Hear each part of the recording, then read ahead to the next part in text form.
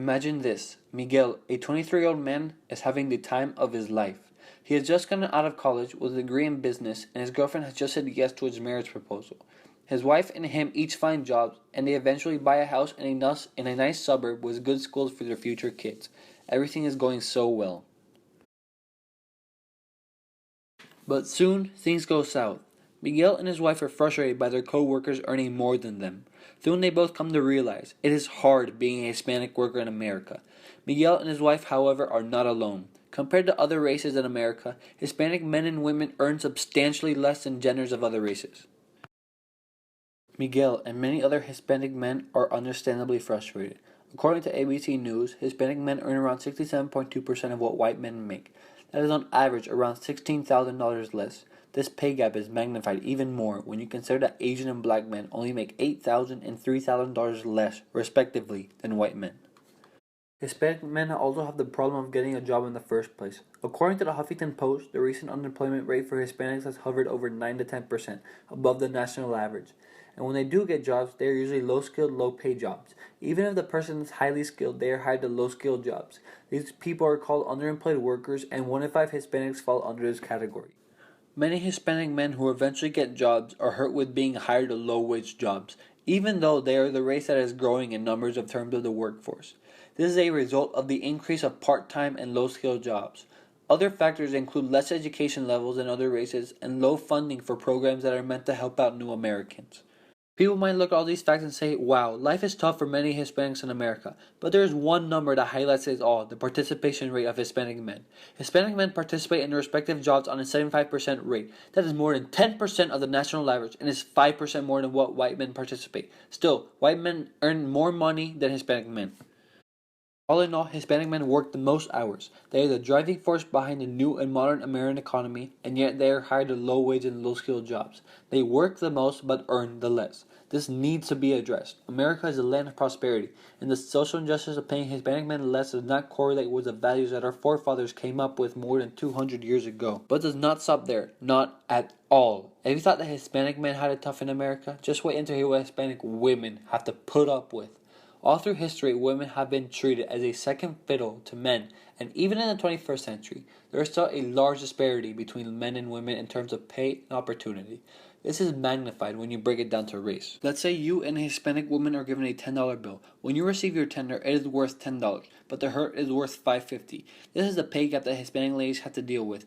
On average, Hispanic women earn 45 cents less per dollar than white men.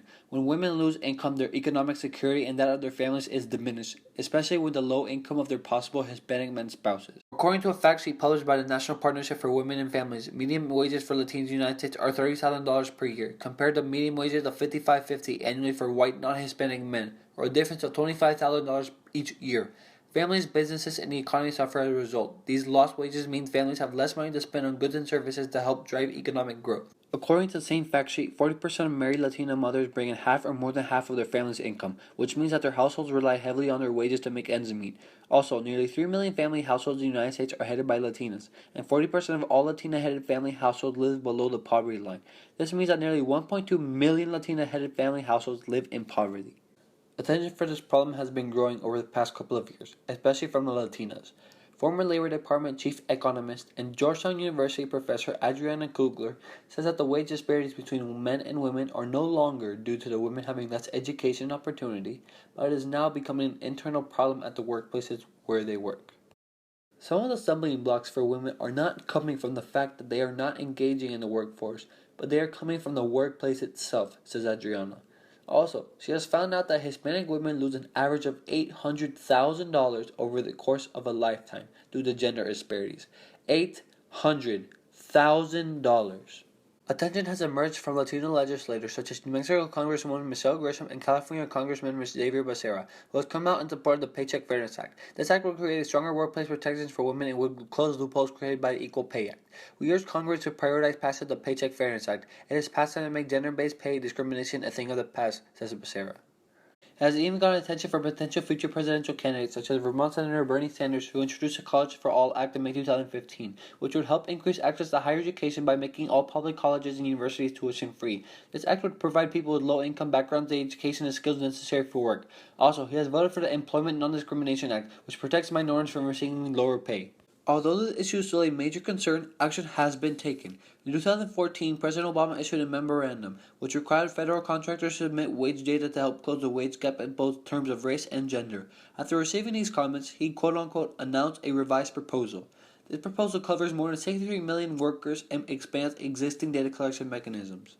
We as Americans need to close the gap between white pay and minority pay. We need to push for equal pay and equal working hours, because that is the ideals and visions our founding fathers had when they established this country back in 1776.